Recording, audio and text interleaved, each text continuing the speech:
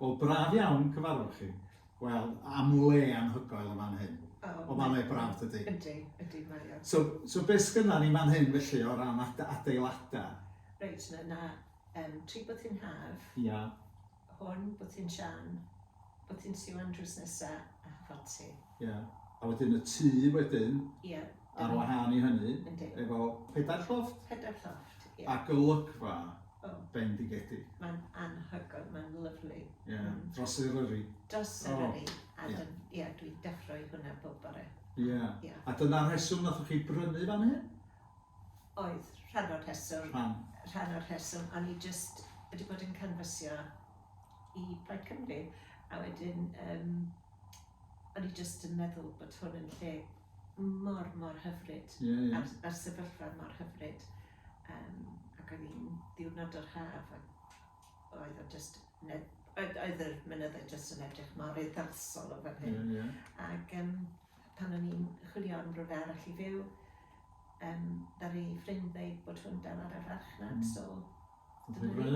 Do. A ti bod yn gweithio yn galad yma, yn addasu'r lle debyg? Yna lot o waith i wneud, ond oedd gynnu ni'r breuddwyd, a dyma be o'n i eisiau gwneud efo'r lle, ac oedd o'n... A beth yw'r pethau ydych chi'n licio byw yma? Beth yw'ch mwynhad chi? Dwi'n hoffi'r tywelwch, dwi'n hoffi clywed yr adar, gweld y wiwer goch. Mae jyst yn lle mor fendigedig ar y golygfa. Ar y golygfa. Ie. A bod yn agos i Llanwyn hefyd. Ie. Ac wrth gwrs, pan mae'n mynd yn dywych, mae'n dywych dydy. Ydy. Fath ar fagddi. Ydy. Ie, a jyst gweld y ser. Y ser. Ie, mae lot o bobl yn edrych yma nid, dydy anodd. Mae jyst mor hyfryd. A mae'n lle tawel hefyd. Edan ni'n yn bell o'r ffordd. Na, dydych chi ddim. Mae'n gyfleus iawn, dydy. Ydy, mae o. Ac ers faint ydych chi bod yma rwan?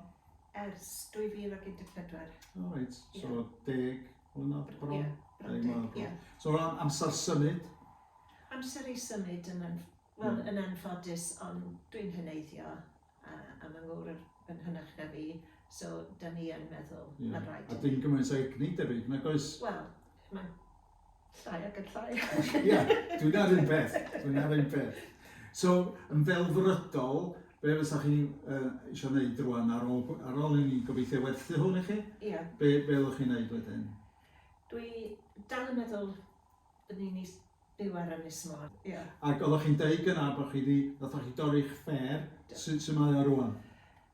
Mae'n iawn. Mae'n iawn. Diolch yn fawr, ond oedd ar yr X-ray oedd nhw'n dweud bod yn edrych fel confetti o'r esgwyn. O'n i wedi gwneud job eitha da. Ie, mae'r ffer yn gymleth iawn o ran yr esgyn sydd yno fo. Ie, ond oedd hwnna'n neud i fi sylweddoli amser i arafu lawr. Wel, da chi wedi mwynhau bod yma, ac felly mae'r amser i symud yn dod rwan, dydy? Ydy. Na, dwi wedi bod wrth y modd a jyst cyfarfod y pobl sy'n dod i aros yma, a maen nhw'n parchu'r lle, ac jyst yn mwynhau'r tywelwch hefyd.